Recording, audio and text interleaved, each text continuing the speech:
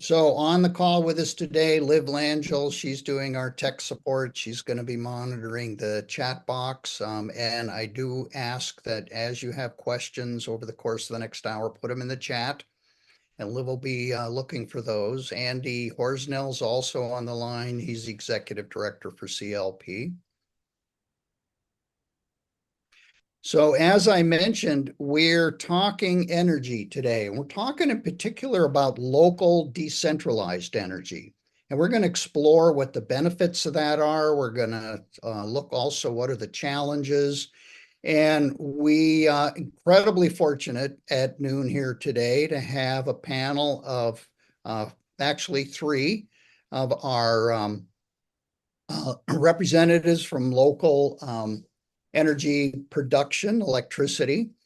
We've got Ray Robertson, who is the president CEO of a consortium, a partnership between Mahone Bay, Berwick, and Antigonish.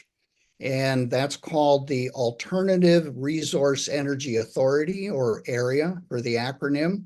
They've got 10 turbines in Ellershouse. They're also involved in a number of solar projects for those three municipalities and others. So it's a great example of a collaborative effort on the part of smaller municipalities. Also on the call with us is Gerald Giroux with Summerside PEI.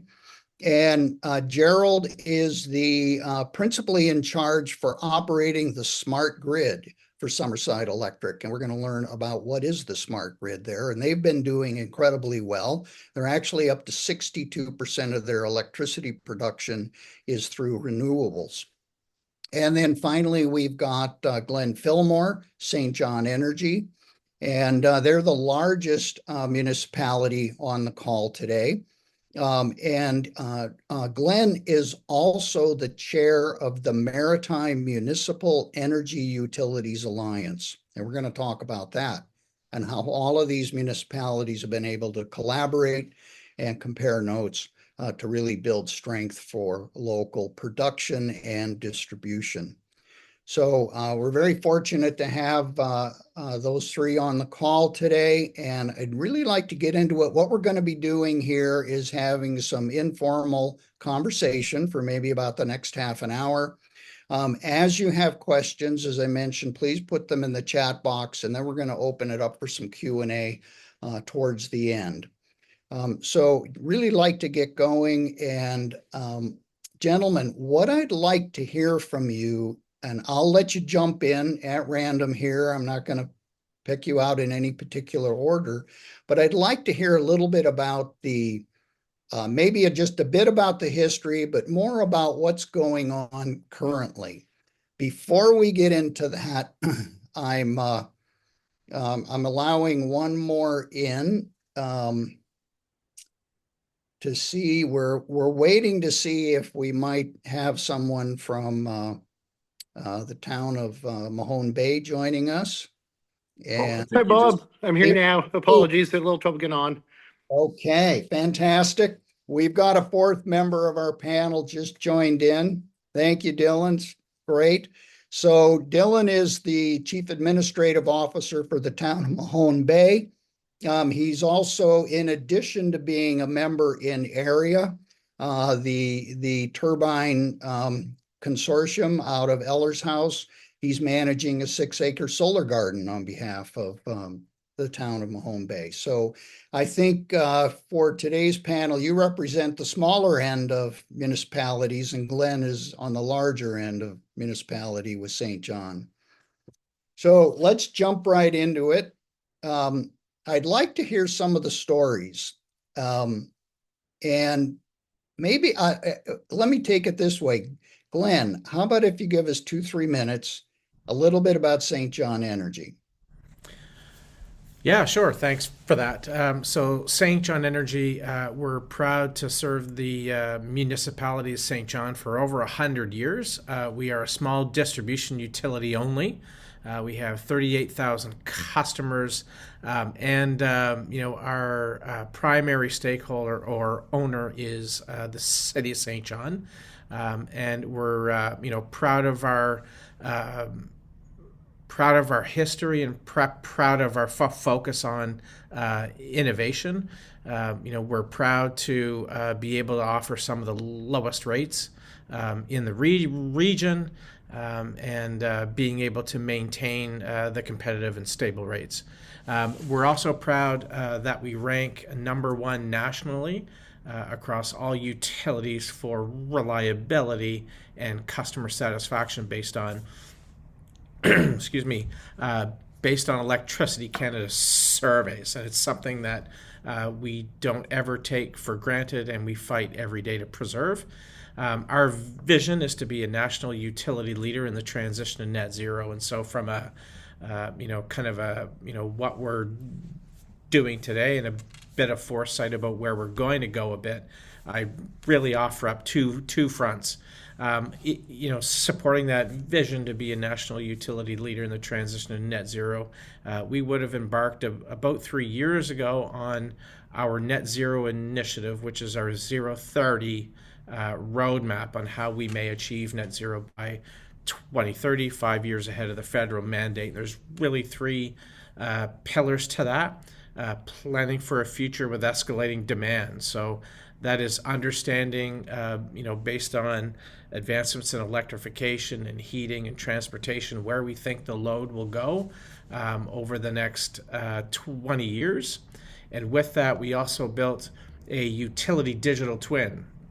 And it's not a report that's a one and done. It's an actual digital twin of the grid that allows us to simulate these loads over time and show where on the grid we have impacts so that we're strategically investing and not over or under. A cleaner energy supply. So that's really determining what the optimal mix of renewables and alternate options to achieve net zero, to be able to hold that by 2030 and over time. And the last is really innovating with our customers, and that's helping them on the 030 journey as well through products and services that we'll offer. So it sounds like a lot of deep engagement, both in understanding the grid moment to moment and what the future demands are going to be, and then really working closely with customers. Gerald, I want to pass it over to you. Tell us about Summerside and what's going on there. Yeah, hi. So Summerside Electric, we've been in this business, the smart grid world kind of thing for a while. It started back in 2005 when we announced we were going to install a wind farm, and then along the way. So the first thing we did was we installed that 12 megawatt wind farm, and then we quickly realized that some of that energy, whenever basically our customers are either asleep or demand was low, we would sell that energy out in the open market. So we developed our own system called Under My PowerNet and the goal was to try to retain as much of that energy and keep it in the local economy. And so we have that program. We have about 550 appliances that we control under that program, and that helps us keep more of the energy in the city. We just recently finished up a pretty major project, Sunbank. We added a 21 megawatt solar farm with a 10 megawatt inverter and a 20 megawatt hour battery. And so after that project was complete, now 62% of all of our energy in Summerside is renewable. And there are many days, there's many times throughout the week and whatnot that we are actually 100% renewable. And so we're well on our way to meet the goals for net zero. And yeah, we're always looking for new products, and we're testing a few right now. And yeah, and that's actually why I actually came to Summerside Electric, was because of all the initiatives that we have. And one of the reasons that it's so easy for us to do this type of thing is we're owned by a municipality, and they're pretty nimble, or they're pretty flexible in letting us try different programs. And that's what I've been picking up on is the nimbleness and the flexibility of smaller municipalities in terms of managing the grid. And I like how you're able to actually reach into homes and connect into some of the heat storage and the Yeah, energy storage appliances. yeah. On the other end of the spectrum, Dylan, I wonder if you could tell us you represent a smaller municipality in the region, but clearly way ahead on the innovation curve. I can vouch for that. Tell us what's going on just for a few minutes in Mahone Bay. Thanks, Bob. Yeah, I'm certainly happy to. First off, Mahone Bay is a town of just over 1,000 people with 1 square mile of territory. And our electrical utility has about 800, just under 800 customers, commercial and residential customers here in town. Only one big commercial, it's mostly small residential customers. We're also partnered with another local utility, the Riverport Electric Light Commission, which is even smaller than Mahone Bay, also about 800 customers, but no big commercial ones. Together, I think we're pretty much the smallest utilities in North America, certainly the smallest ones in Atlantic Canada. And both have a history now of 105 years in operation, and certainly, very proud assets in the local communities. The key thing I think for us has been partnerships. So I just talked about the partnership between these two local utilities. We share all of our staff, we share financial and billing functions, share all the equipment and inventory, and effectively have gotten as close as we possibly can to being one entity. Which has certainly helped us out a lot because by pooling resources, we have enough staff to cover a vacancy here and there, or certainly, being able to support each other in terms of funding applications and things like that. Bigger partnerships that we're a part of. On one hand, we got together with the other independent municipal utilities in Nova Scotia, the towns of Berwick and Antigonish, which also have utilities, and both small as well. Berwick's about the size of our two combined, so about 1,600, and Antigonish is a little bit more than double that. And we founded the Alternative Resource Energy Authority, which we'll hear more about on this call. But that entity is sort of our foray into developing renewable resources to supply our little utilities. And we worked together, we established a wind farm, and more recently we built solar gardens in our individual territories. Mahone Bay produces about 60% of our energy from own source renewables. Riverport benefits from a 40% supply from the wind farm. And then we both purchase the remainder from Nova Scotia Power on the local grid, which is also required to be about 40% renewable. So we do say we're over 70% at this point, which is great. We certainly feel good about that in town. It's a town with strong environmental values. And also, yeah, have a lot of pride around our local crew and the work they do. And I'm sure I can talk some more as we go about some of the benefits of local ownership.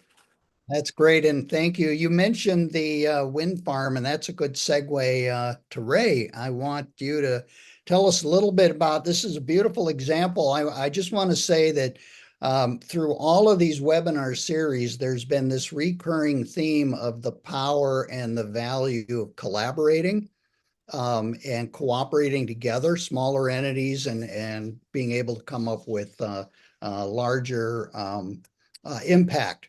And that's an example, Ray, of this collaboration with the Ellers House Wind Farm and area that you're managing. Can you say something about that? Sure. So, as Dylan had indicated, roughly 10 years ago, the municipal utilities, I think partly driven by wanting to take more direct control over their energy future, thought, collaborating together and forming a new entity that would develop and then own and operate the wind farm. I think that was a great example of, again, taking control over your future and having have a solution that's more sustainable and and controllable. But it also, there's a theme here of collaboration that combining forces was a lot easier way of getting a fairly significant wind development underway. And so, as Dylan indicated today, 40% of their energy requirements are being delivered by or from the wind farm. And the aspirations are just as in St. John Energy to ultimately become a net zero communities. And so there's more work to be done. And so right now we are working with the municipality, the towns and the municipal utilities to determine what is the next chapter in the future. And so and again, with a great deal of volatility in our sector, the more that we can sort of have more direct control over, the better off we will be in the longer term. And so we are looking for we by at least by 2030, if not sooner, we'd want to make sure that the towns are compliant with at least 80% of securing their energy resources from renewables, but ultimately we want to go to 100% and have the communities net zero. So there's a few more steps along the way, and we're really excited about the future. And again, it's not just about collaboration, but through collaboration, you can sort of beat down one of the challenges of smaller organizations or smaller utilities by grouping together. You can establish scale because on your own, there's a lot of fixed costs. There's a lot of access to expertise that on your own, you're quite difficult. But when you combine forces, it becomes certainly much less burdensome. So I'll just stop there for now. Yeah, no, I have to say I'm very impressed. I heard the word 60% getting bandied around from a few of you, 60% alternative energy coverage and that target of 80%. I'm sure you guys are going to be able to reach that. That's fantastic. You used the word, Ray, volatility, and I want to use that to transition us here. We've had a lot of international volatility just in the past week or two, particularly out of the Middle East. I think that had a lot of people holding their breath. And it's an example of increasingly uncertain times. And in that context, I wanted to get your thoughts, any of the four of you, on why local control of production and distribution is of benefit in this day and age. What are the real benefits? Anyone jump in.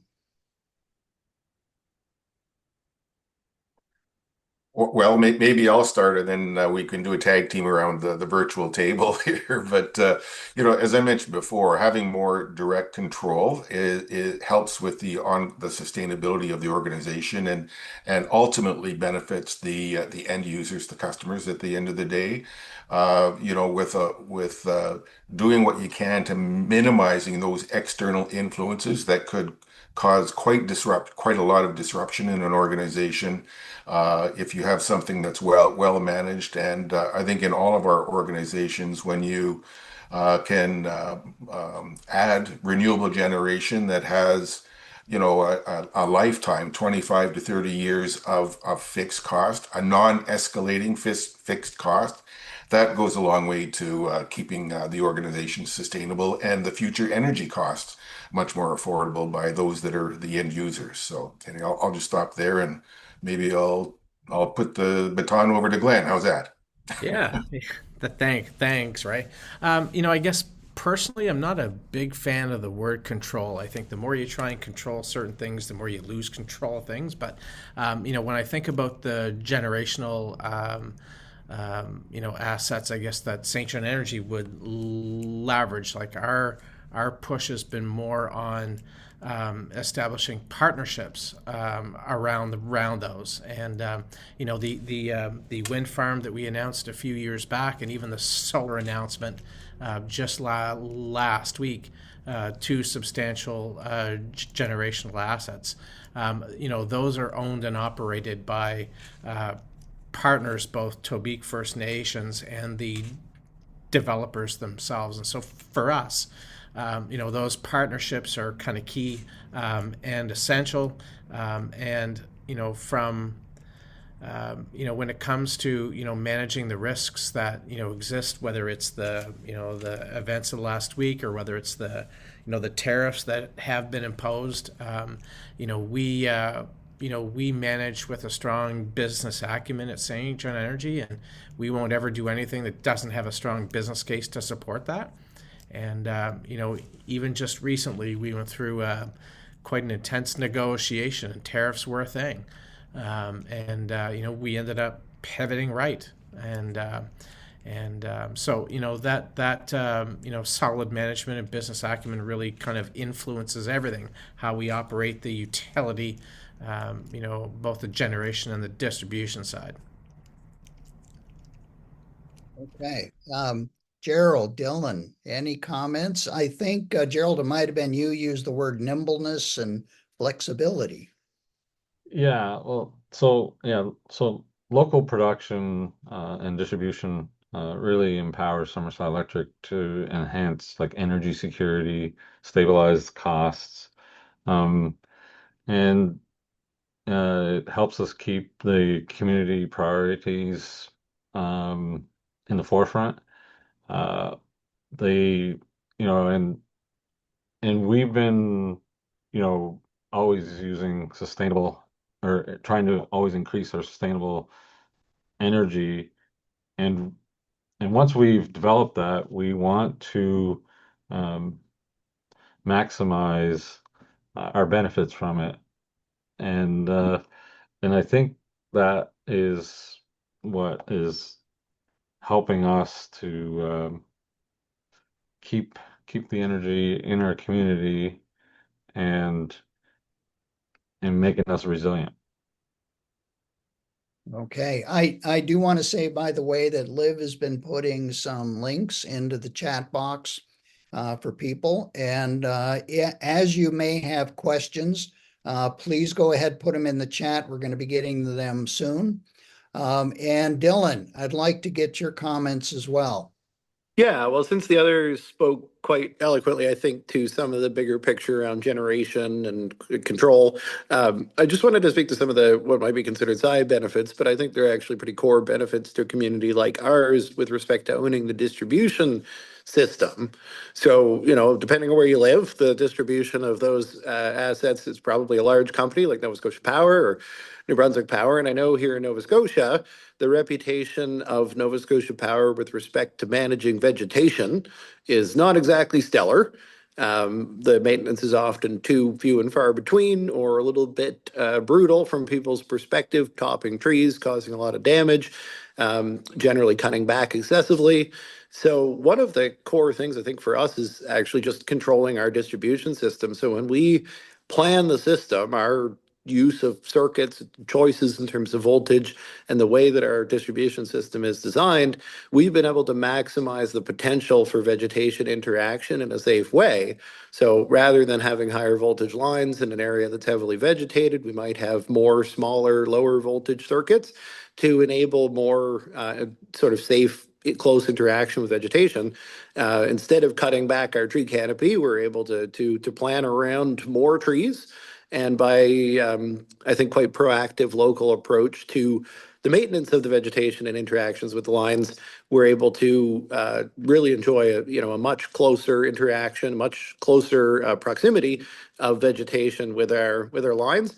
And that type of local control, which enables you to support things like an urban forest plan, canopy restoration projects, and generally to have a much nicer and more livable community, is something that you really don't have any control over in the lowest cost process of the larger utilities. And then, at the same time, those the boom trucks and things, we got our guys coming around hanging up banners for the Legion and Remembrance Day, putting up Christmas decorations, all that kind of stuff. So, it may seem like a small thing, but Nova Scotia Power and New Brunswick Power, they're not likely to do that for you. Yeah, so the little bit of community support work on the side for the boom truck folks. That sounds. Yeah, and when it comes down to it, it's all the way from planning the system to doing maintenance work and having the equipment and guys, it just none of that's at your disposal if you don't have your own distribution utility. Yeah, I'm learning all the time. Now there's the phrase vegetation interaction. Okay, I would have never thought of it that way. And I got to say, just yesterday I was driving down Roby Street in Halifax, and for about 3 blocks there had to be there was these very large trees, along the sidewalk there, and these had to be probably 150-year-old trees, large diameter things, and every one of them had a ribbon and a big sign around it, "Save this tree." And I could see why when you talk about they maybe tend to overreact a bit when they're doing tree clearing. So there's a lot of concerned citizens there. So that really struck home when you mentioned that. So the communities are getting a lot of benefit. You mentioned lower rates is one of the benefits. I imagine there's savings that also accrues to the municipal bottom line as well, and they may be able to do more within the community. Is there any examples of that where there's been additional infrastructure, support services, anything like that, that may come out of just having the benefit of a local utility? Anybody able to jump in there? Yeah, in Summerside, I don't know if anyone has been here, but uh, our local arena was actually like it's a fairly substantial building, and we have pretty good concerts here. Like for instance, Elton John came, Sting, those kind of big names come here. That facility was basically the funding that the money we make from our energy production for the city, also a portion of that gets put towards community projects such as that. So that was a multi-million dollar project, and we also just recently got a dome as well. So yeah, so the money that we're saving by having our local energy production does benefit our community directly quite often. Okay, I think that's a good point.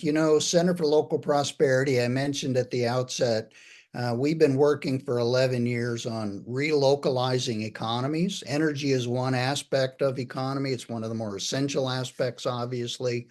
But it allows profits to stay in the community and work within the community. And that's an extremely important aspect, because too often in our modern world, you've got a head office that's somewhere far away, and all of the profits head off there and they accrue somewhere else. And it really kind of drains wealth out of the community. So local utilities are a great example actually of community wealth building in that sense. And I think you guys are a good example of that kind of thing. I wanted to ask a little bit, if we stay on the money and the finance side, all of you have been talking about expanding more projects, solar farms, more wind generation, that type of thing. How is this financed? Where do you guys come up with the funding to put in this additional infrastructure? And I'll leave it to any one of you, the four, to jump in on that question. Yeah, maybe I can jump in. So as I kind of alluded earlier, all the renewable projects that we have, both the wind farm that's been in production for about a year and a half, and the solar farm that we announced last week that will be operational in about a year. All of those are funded by the partner. So all the upfront capital costs lie with the developer themselves. All the operational expense associated with operating those generation assets are with the partner as well.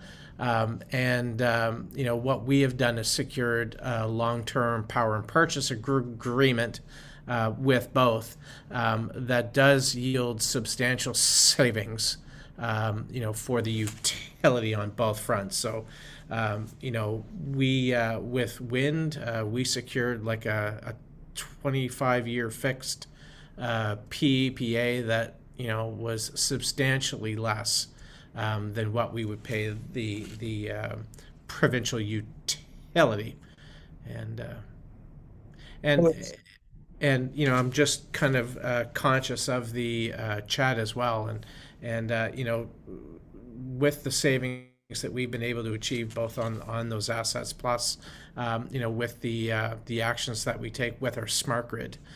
We've been able to absorb some of the rate increases that have happened last year and this year as well. So. Okay. And yeah, I do want to, there's some questions coming in the chat box. I want to thank people. We're going to be getting to those shortly here. There's one other thing I really wanted to bring into the equation. I mentioned at the outset there's the Maritime Municipal Electrical Utilities Alliance.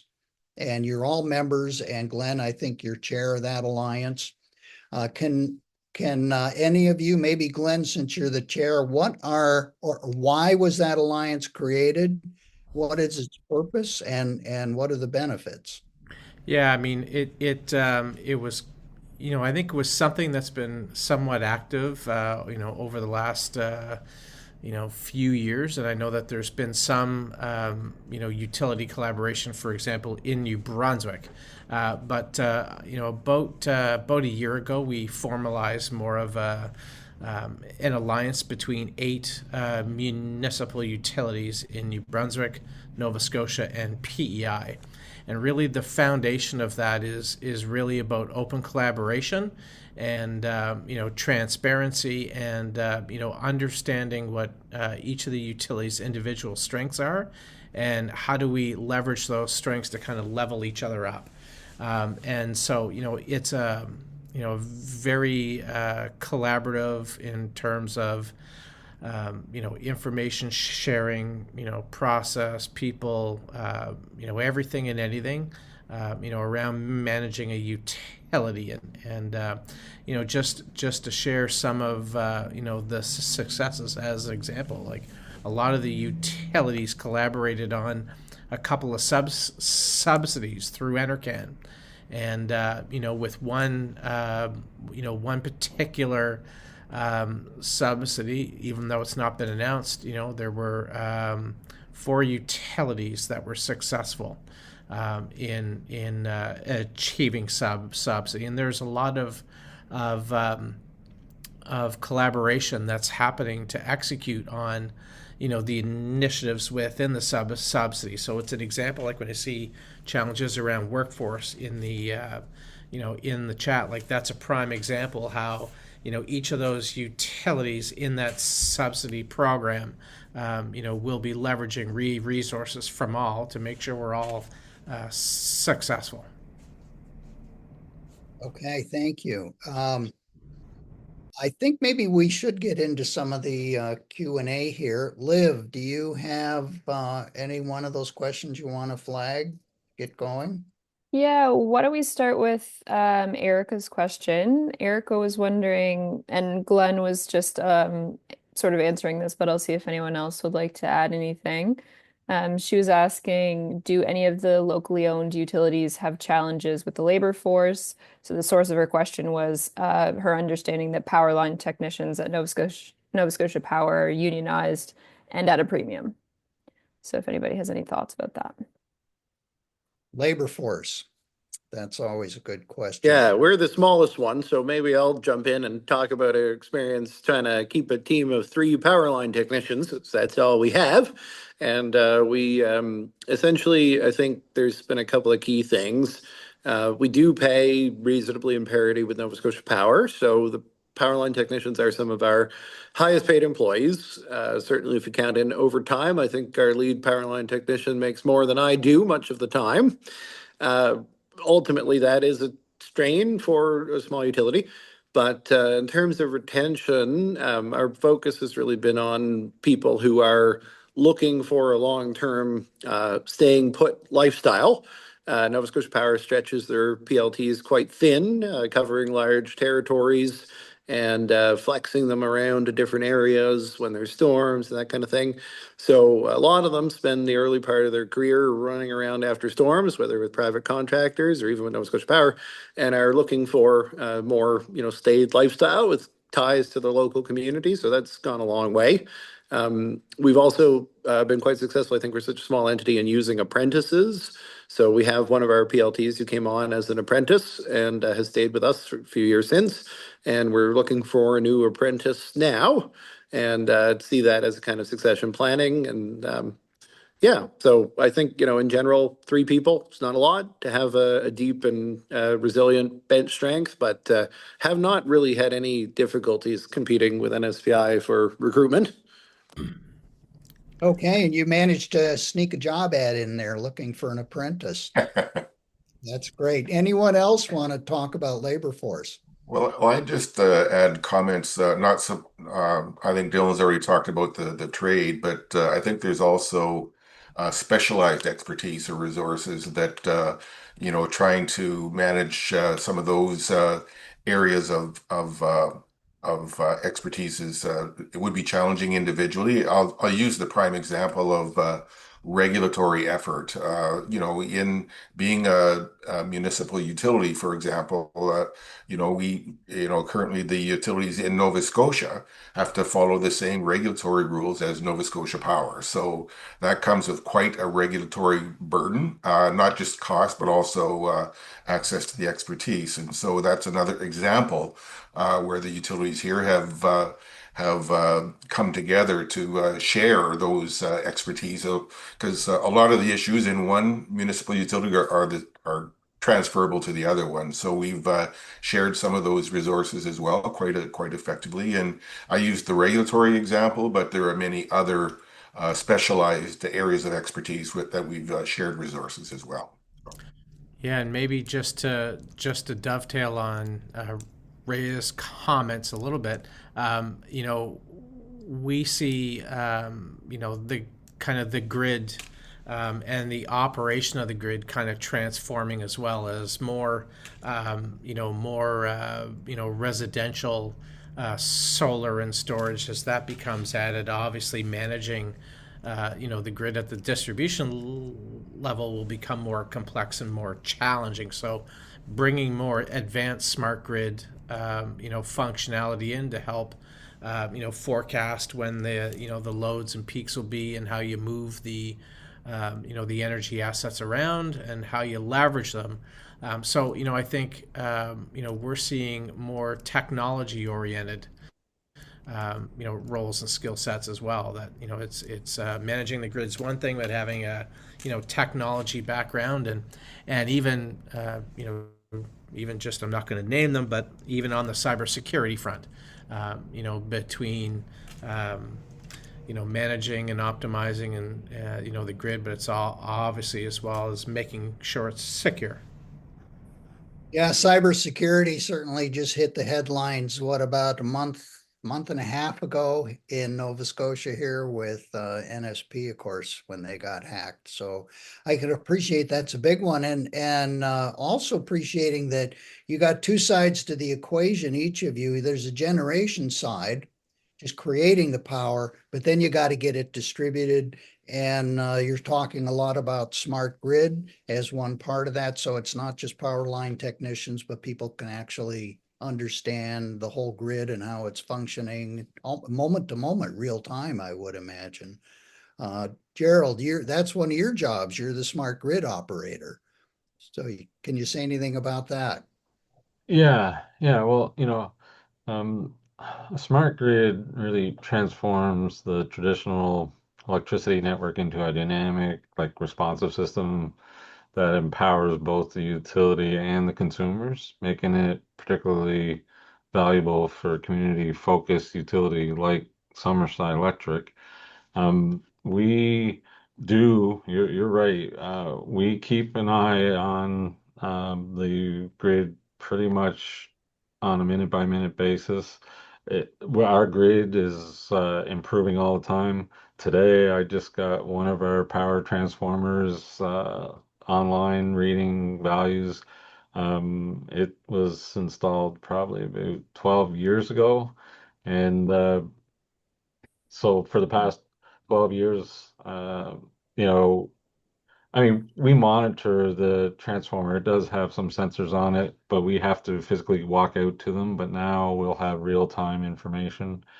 All of this is going to be extremely helpful. Actually, gathering this data is what we had a 10-year plan. And as we gathered the data, we realized that our 10-year plan needed to be shortened down to a 7-year plan.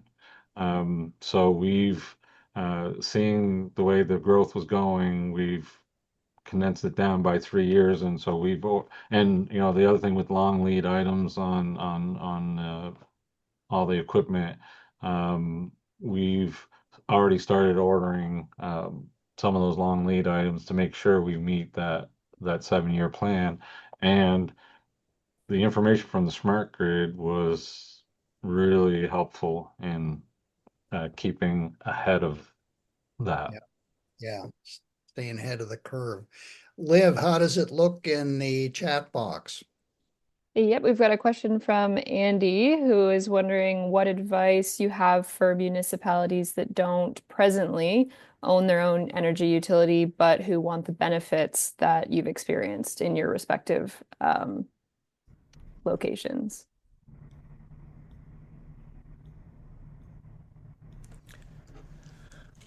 Well, maybe I'll jump in a little bit. I think, and by the way, I'm only 3 years old in energy as well, so I'm not particularly as seasoned as some of my colleagues on the panel. But I would say that those municipalities will be hindered based on what regulation and legislation says. So firing up their own electrical utility may be bit of a challenge. One direction I may kind of suggest and propose is looking at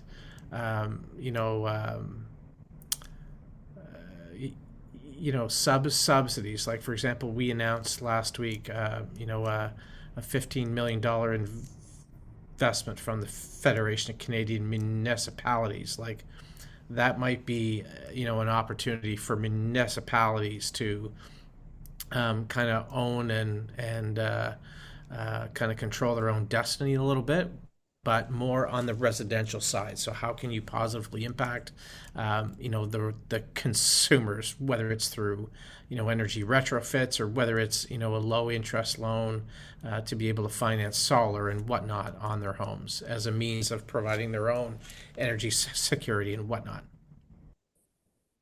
Yeah, I know that there's some towns, I think of Bridgewater, with Energized Bridgewater, they've gotten funding along the way to retrofit heat pumps, solar panels, that sort of thing domestically as a way to build resilience, kind of non-utility levels of resilience.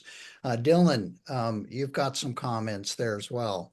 Yeah, just building on that same point, looking at the different things that we're able to achieve through a utility and how else you could achieve them. And those customer-facing programs are certainly a big part. Mahone Bay's right next to Bridgewater, so I'm pretty up on their efforts. And they have concluded that, as Glenn said, starting a utility is not a likely option. That being said, I did want to note that there's opportunities in the space of heat and cooling utilities, right? Distribution of electricity is strictly regulated, but in an urban environment, distribution of the resulting heat and cooling is not. And so, Bridgewater's been looking at opportunities to develop a heat utility to provide heat to, multiple buildings, for example, from one source that doesn't have to be regulated in the same way. So there are some opportunities for municipalities depending on their geography and regulatory situations. And then also in terms of generating assets, I mean, if you just want to produce green energy and sell it onto the grid, for the most part, provincial governments have established programs to essentially subsidize that. It require the large electrical utilities to purchase that energy at a premium. So depending on the local regime, actually being a customer producing energy to sell to your large utility might be an advantageous option compared to us who are our own producers and consumers, because we certainly don't want to pay any more than we have to for the energy, whereas the big utilities may be forced to pay a premium depending on your local regime. So that might be something to look at as well if you've not already considered, building a small solar or wind facility. All right, thank you, Dylan. That knows some good points, and I've got to confess that my home here, we've got 5 kilowatts, and right now as we speak, we're probably selling a couple of those back into the grid. So you could say our meter's running backwards, which is always a good thing to have. Liv, any what would be a good question? Margareta has a question. She's asking how you deal or interact with Nova Scotia Power. She says that in Tatamagouche, they've had local shareholder-owned wind power projects providing renewable power to Nova Scotia Power, but ending the contract because they wanted to work with large producers. Anybody want to jump in on that one? Well, maybe I'll just make a comment or two about that. So we do have both at area and in the municipal utilities, we do have ongoing relationships with Nova Scotia Power. In our case, the energy that is being generated by the wind farm is being delivered over Nova Scotia Power's transmission grid through basically through a open access transmission tariff. And so those tariffs are always under review and being adjusted. And so there's a great deal of regulatory activity to make sure that our interests remain to be well served. So it's more on the making sure that the commercial aspects of the relationships between the generating entity being area, the distribution utilities in the towns and the provincial utility and now an independent system operator in the province. So I think having that move, having the system operations being transitioned out of Nova Scotia Power into an independent body, I think that will help with making sure equity is served by a multitude of stakeholders that need and want access to the provincial transmission grid. So I don't know if I've answered the question directly, but relationship with Nova Scotia Power is it's multifaceted, and a lot of it is we're all trying to protect our own commercial concerns or interests. So. Okay, thank you. Yeah, no, I can appreciate that's you got the big players and they really manage the larger grid, and it, depending on some of it you need to buy, some of it you can put back in. So it's a interesting relationship there. Liv, anything else you've got there? Yeah, we've got another question from Erica. What about hyper-localized energy production / distribution, especially in areas where Nova Scotia Power's grid doesn't have space for more feed-ins? Wondering about locally owned microgrids located at industrial parks, for example. Hyper-localized, okay.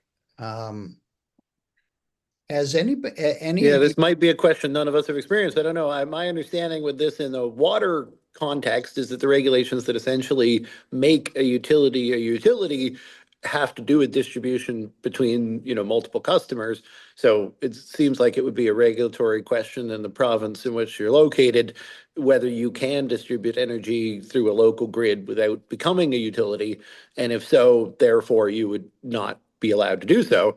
But yeah, I don't know if anybody has direct experience with it. I know with water regulations, you are considered a utility when you take water from the municipal system and distribute it to a couple of properties, or bring your own water out of a well and distribute it to a couple of properties.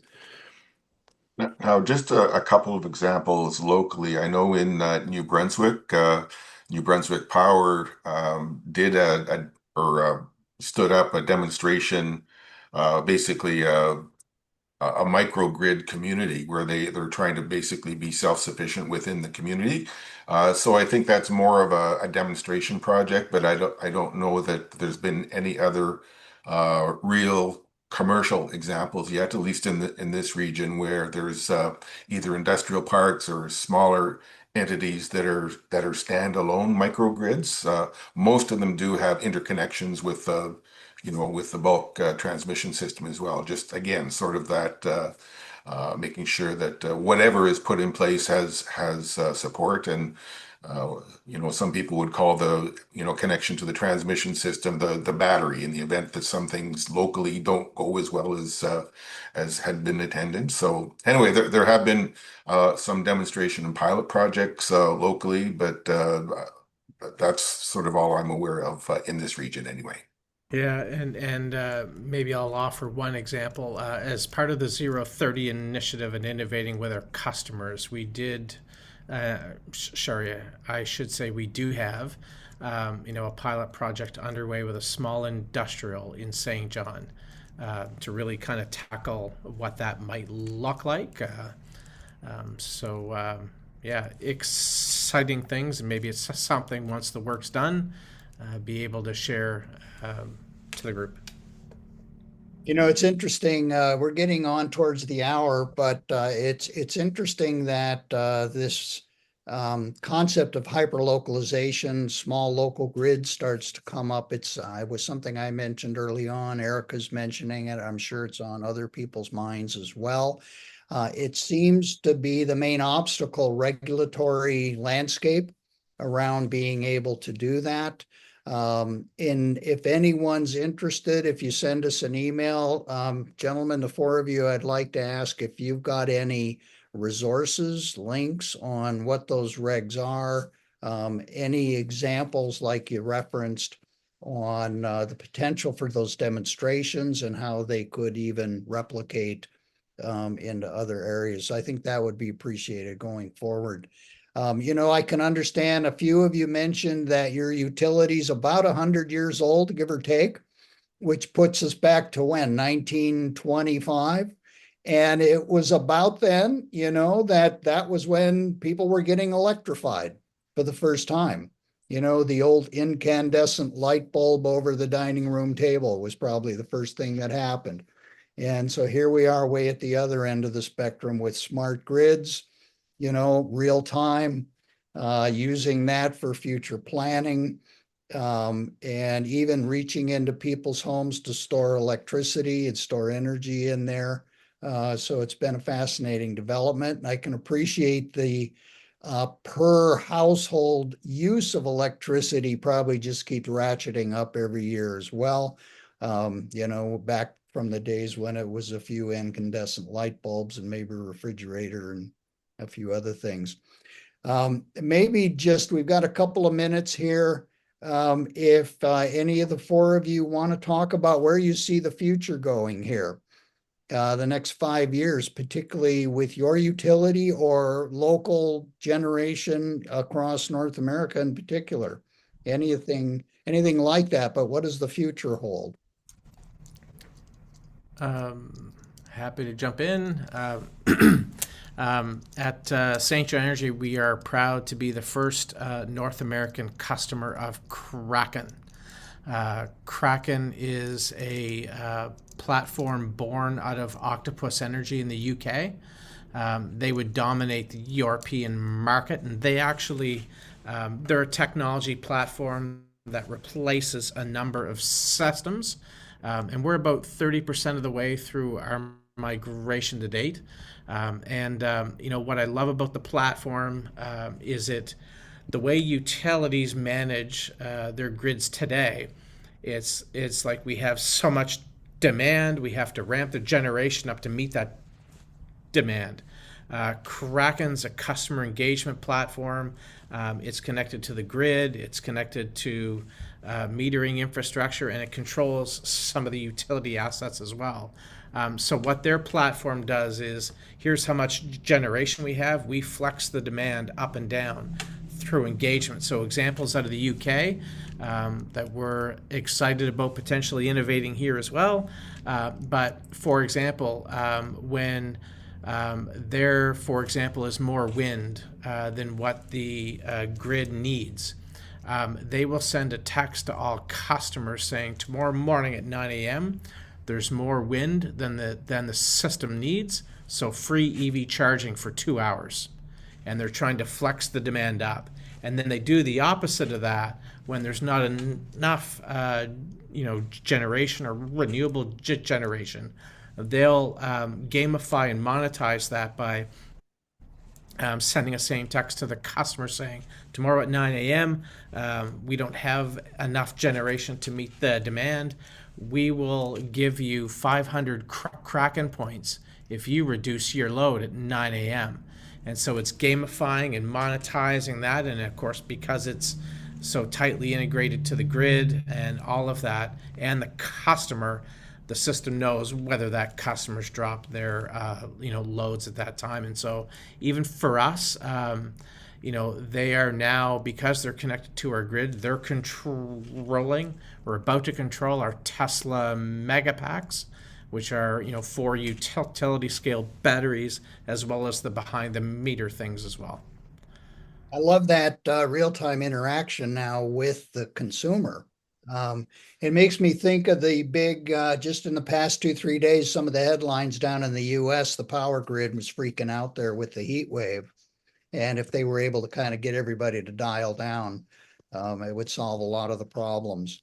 Well, it's just about time to wrap up here. Firstly, I want to thank the 4 of you. I think this has been a fantastic conversation and greatly appreciate that. It is recorded. It will be on our website coming up here. Andy, you've got a hand up there. Did you want to make a comment? No, I'm just a little hand clap emoji. Okay, got it. Yes. So we do have some upcoming webinars. This is once a month, Lunch and Learn. The next one is going to be on July 31st, last day of the month. It's going to be on housing. We're going to explore all the various collaborative ways that housing comes together. That's going to be a fascinating one. I think, Liv, you're helping put together a great slate of speakers. August 28th, we're going to talk about food and food hubs. And again, collaborative exercise there. And how do we eat more local? On September 25th, we're getting into public sector local procurement. And because, a lot of institutions have huge buying power, and how can they direct that as locally as possible? So some great topics coming up. Sign up for our newsletter. That's one of the best ways to stay abreast of all of this stuff. And again, I want to thank everybody for attending. It's been a great conversation. Thanks so much, everybody. Thanks for organizing. Yep. Thanks Thanks for having us. And Yeah. thank the you guys. opportunity. Greatly appreciate it, you guys. Take good care. Thank you.